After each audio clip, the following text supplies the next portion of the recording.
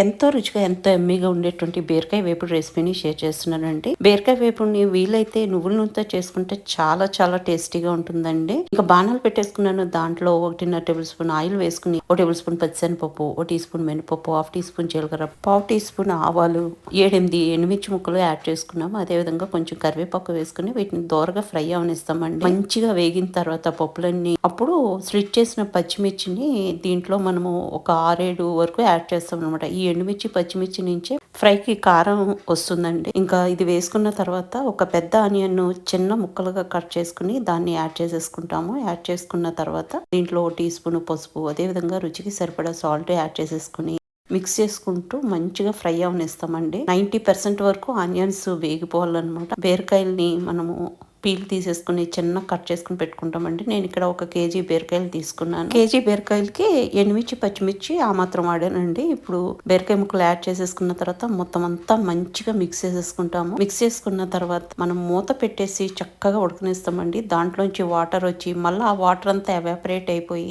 దగ్గరికి అయిపోయే వరకు మనము ఫ్రై అవనిస్తాం అనమాట. ఇంకా దించేసుకునే ముందు కొంచెం కొత్తిమీర వేసుకుని మొత్తం మిక్స్ చేసుకుని ఇంకొక 2 నిమిషాలు ఉడకనిస్తామండి. ఇంకా దీంతో పాటుగా నేను అరటికాయ ఫ్రై, అదేవిధంగా ఆనపకాయ పులుసు కూడా చేస్తున్నాను. దప్పలం అంటారు చూడండి, అది ఇదనమాట ఈ రోజు మా లంచ్ రెసిపీస్. ఇంకా ఆల్మోస్ట్ రెడీ అయిపోయిందండి బీరకాయ వేపుడు. ఇంకా సర్వింగ్ డిష్ లోకి తీసి పైన వేగిన పోపుతో గార్నిష్ చేసుకుని వేడివేడిగా సర్వ్ చేయడమే. చాలా టేస్టీగా ఉంటుంది. వైట్ రైస్ లోకి ఎంత బాగుంటుందో రోటీస్ కూడా అంతే బాగుంటుందండి. ఫ్రెండ్స్, మీకు ఈ వీడియో నచ్చితే లైక్ చేయడం మాత్రం మర్చిపోవద్దు. మీరు చేసే ప్రతి లైక్ కూడా నాకు చాలా చాలా విలువైందండి. ఇంకొంతమందికి రీచ్ అవుతుంది వీడియో.